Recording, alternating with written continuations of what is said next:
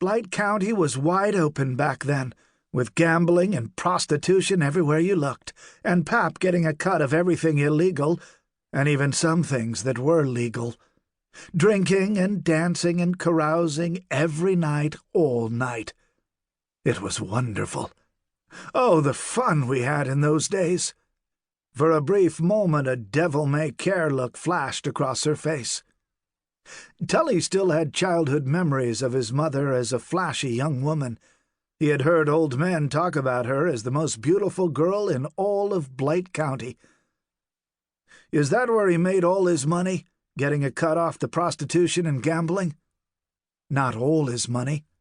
He and that rascal buddy of his, Pinto Jack, sold their gold mine for a fortune. 2 fortunes, in fact. They had this thin little vein of gold they'd been working, and somehow persuaded a greenhorn from Pennsylvania that it would get bigger all the time. And it did. The greenhorn made a ton of money out of that mine. Pap was furious with Pinto for talking him into selling.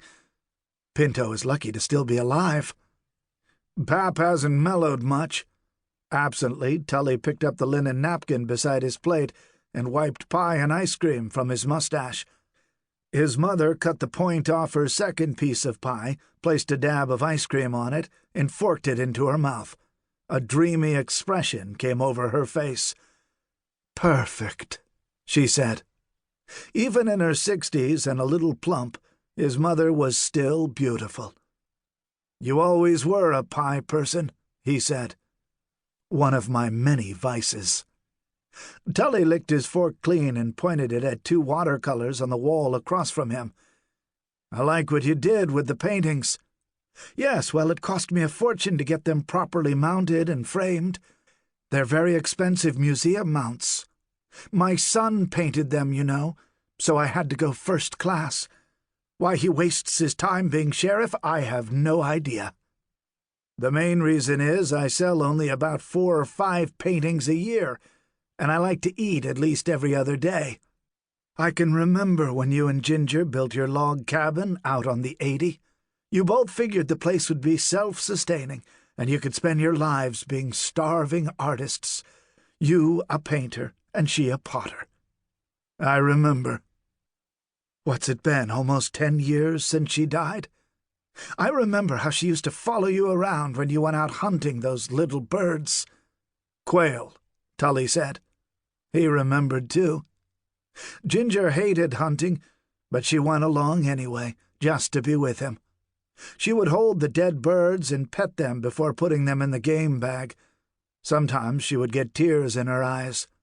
He would think to himself, she doesn't have to come. He liked that she did, but she didn't have to, just to be with him in the hills and fields that both of them loved. Well, maybe she did have to come. His mother was silent now, concentrating on her pie. Tugging on a soggy corner of his mustache, Tully watched her. Catherine, Rose, McCarthy, Tully, O'Hare, Tully, Casey.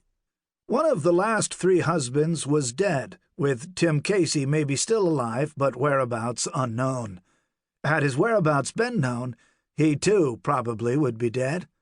He was one of those persons Pap said deserved killing. Pap would have been happy to oblige if he had ever found him. Maybe he had found him, Tully thought. That would certainly explain Tim's disappearance. "How come you married the old man twice?" "I was crazy," she said. One of the things Tully liked most about his mother was her talent for focusing totally on a single thing in a single instant. In this case, the piece of pie she was eating, each bite of peach achieving its own individual identity. For this single moment, her world was peach pie. Tully could eat 2 Big Macs, one after the other, with no recognition of the fact before, during, or after the operation itself. Perhaps he thought that explained the 10 pounds he had gained since his last Atkins. He stared down at his pie plate. The pie and ice cream were magically gone. Man, I've got to stop doing this. Rose looked up from her plate. "So, are you taking the night off, Beau?" "You should."